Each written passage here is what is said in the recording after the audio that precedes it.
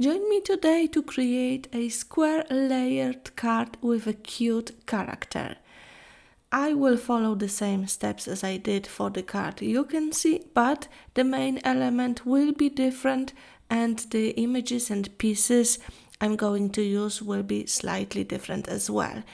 I will use the newest collection from Stamperia called Hidden Grove. It's absolutely gorgeous collection with cute images and designs. Hi, it's Emilia. You will find lots of paper craft card making mixed media tutorials here. I hope you will enjoy this video. So, the newest collection from Stamperia, absolutely cute, gorgeous, very pretty. I'm in love with that collection, so you will see me using it a lot and you will see more tutorials coming soon featuring that collection. I will be using other products from the collection as well, but I will link everything in the box below the video. For my card, I'm using a square base, and this is created with the craft paper, and I've got another layer of a craft paper. The sizes for my card also I'm going to write in the description below the video. I will write it in centimeters and try to convert it to inches as well. But my card is around 6 inches. The first layer of paper is slightly smaller than the card, and then the second layer of paper is around 1 centimeter smaller than the first layer. As you can see, I also die cut the circle out of the first layer as I'm going to save it for another project. I didn't use that paper to use as a whole piece because you can only see actually a border when you apply the second layer on top. Before adding the second layer to the card, I'm going to adhere it to that craft paper. This will make it stronger, and because I've got few layers on top of that, I want everything to be nice and straight.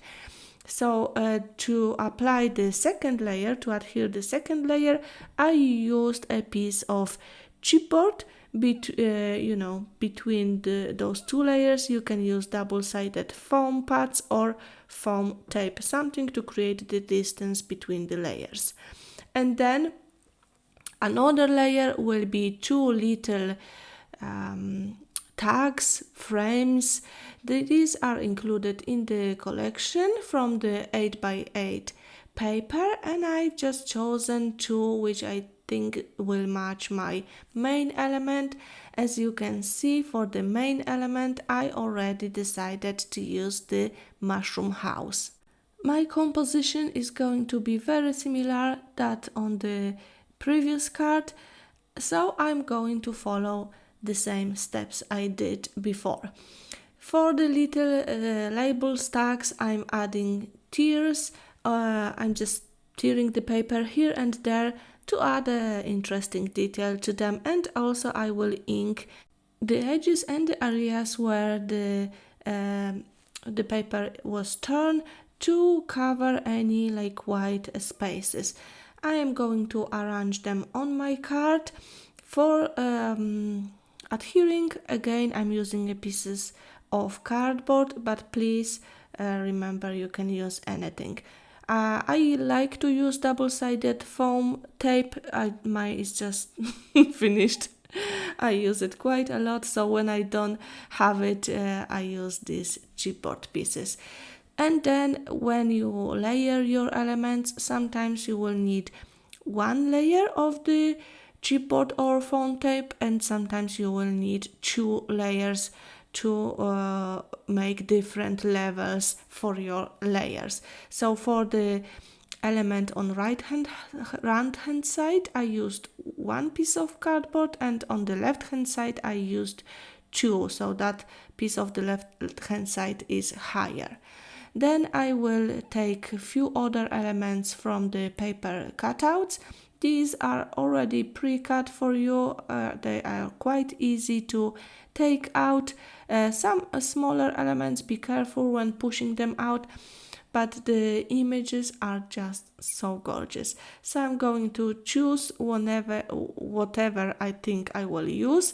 It's not always that I will use the things I will choose at the beginning. But I like to have a selection, and then I decide while creating what to use and what not to use. On the bottom, I'm going to have the gorgeous border, and this will be adhered to the labels.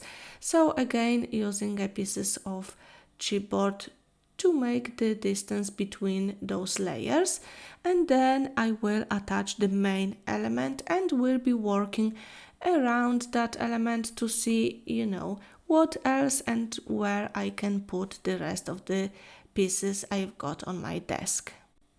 If you struggle with creating a composition, I would always advise to start with the largest element and then try to work around it. I also use, when I use the double-sided foam pads or tape, I use it in the middle of the elements, not very near the edges, so then later I can add some elements underneath.